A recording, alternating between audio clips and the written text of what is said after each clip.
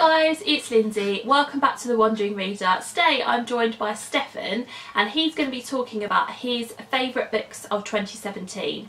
For those of you that have been following my channel for a while, you'll know that Stefan came on and did the partners tag with me quite a few months ago now.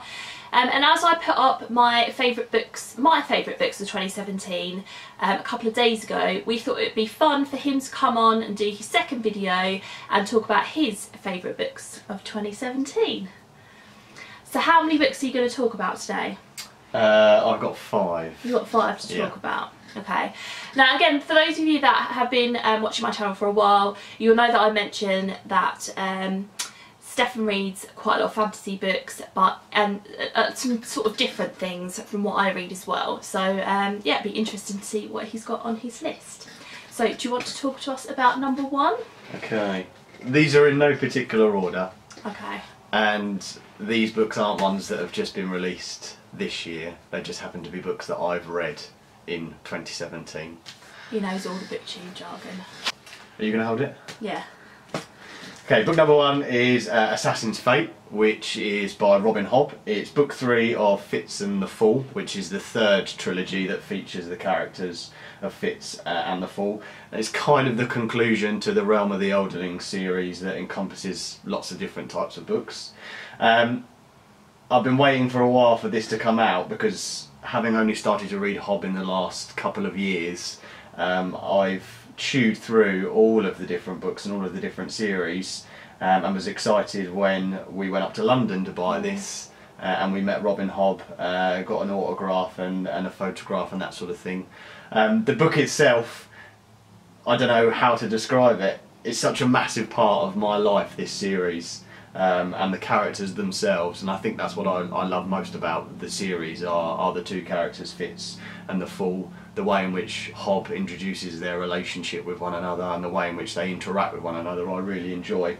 Not ashamed to admit that end of this book I came upstairs, read on my own, cried, sitting on the bed as I was reading it. It's just the perfect ending to the trilogy, the perfect ending to their storyline, and I couldn't have imagined any other way of ending it. If you haven't read much fantasy and you're interested in fantasy, then I'd suggest reading some Robin Hobb and starting off at the beginning with Assassin's Apprentice. The magical elements aren't particularly difficult to follow. The world is quite relatable to our own world, sort of 200, 300, 400 years ago. So it would be relatively straightforward and relatively easy to get into, and there's plenty to get your teeth stuck into. Okay, so do you want to talk to us about book number 2? Book number 2 is The Night Circus by Erin Morgenstern. Again, I read this one quite early on this year, and found it utterly captivating. It again fits in for the sort of fantasy, magical realism type genre, and follows the exploits of 2 magicians who are competing against one another in the setting of a circus. They're kind of aware of what's going on, although they're not privy to all of the different things that they're doing, and they're not privy to the reasons why they're doing it and how they can attain the victory. But they are aware, as the book progresses, of each other's abilities, and they do become increasingly competitive with one another, but in a positive way, in order to push each other forward and to achieve more. I think the setting of the circus is the thing that I enjoyed most about this book, that the magical wonder of a circus type setting.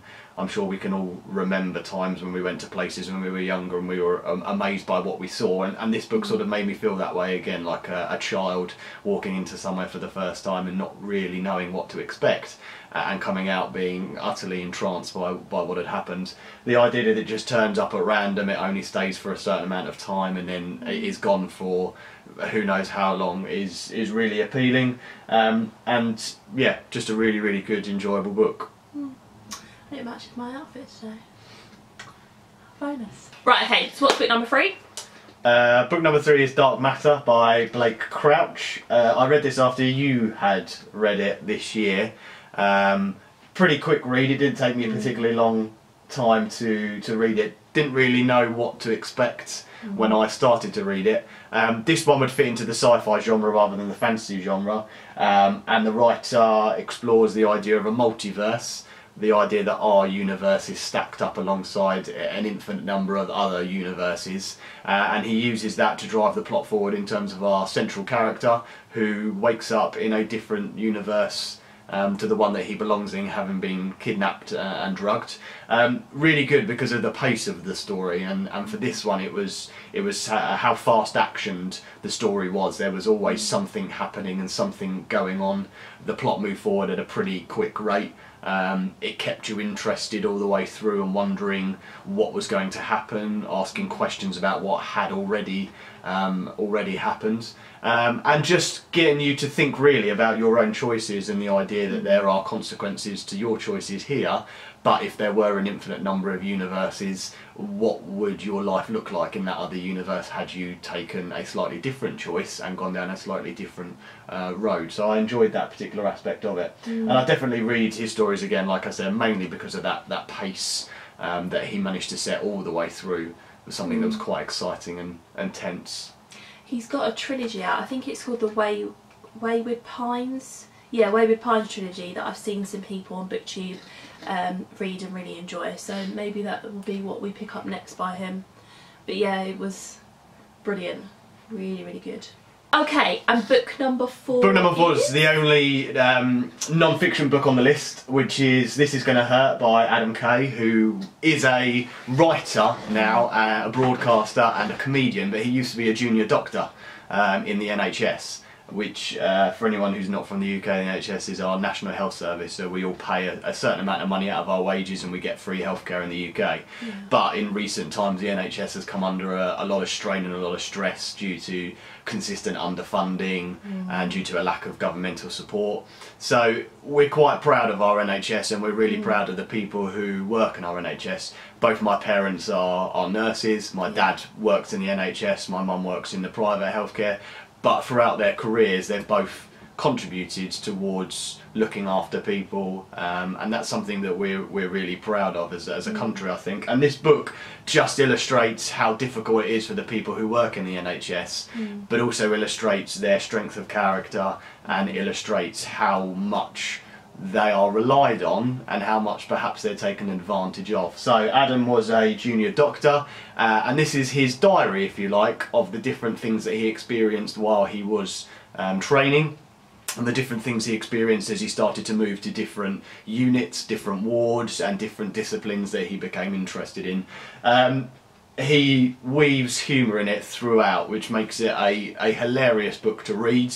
There are so many moments when you're laughing out loud, so many different anecdotes that are absurd but are so relatable at the same time.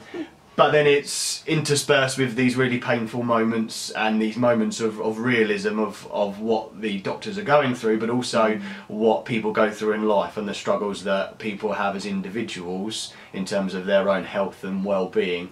And I think it's a really important book for everyone to read, really.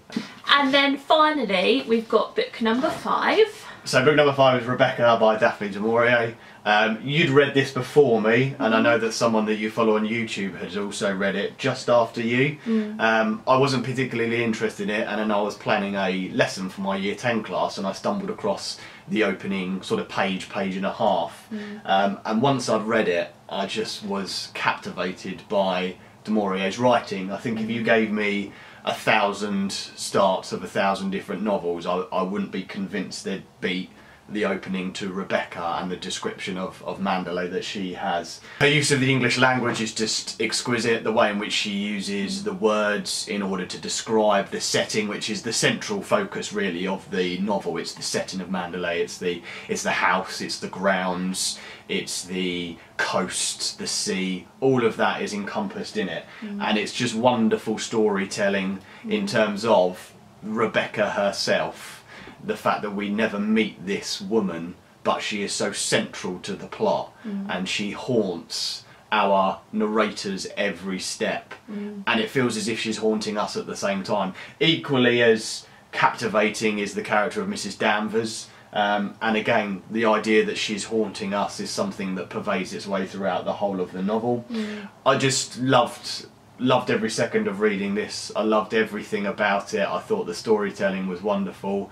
and I thought that the English language, I definitely will use it with my students moving forward, because I think they could learn a thing or two about writing in terms of how du Maurier does it, and I'll look forward in 2018 to reading some more of her works. So there we go, guys. They were Stefan's top 5 books of 2017. I'm quite pleased with the ones that you put on the list, just because a lot of them I recommended to you, and a lot of them I think probably you would have been surprised that they would have ended up on your end of year list. I think you said that 4 of the 5 you recommended to me, and with Assassin's Fate you recommended the first book in the whole series to me anyway. So in a way you did recommend that one as well. So yeah, there has been some ones you've recommended that haven't been as good. No. But on the whole, yeah, the recommendations have been good. Yeah. And that is definitely thanks to BookTube. I only heard about, for example, Robin Hobb on BookTube. I think from Caitlin over at Kitty G. I think I first heard about it from her. But yeah, so there we go. So that's it, guys. If you want to have a chat with us in the comments below, please do. We love chatting to you, and I love chatting to you as always. Thanks very much for watching, and I'll see you in my next video. Bye.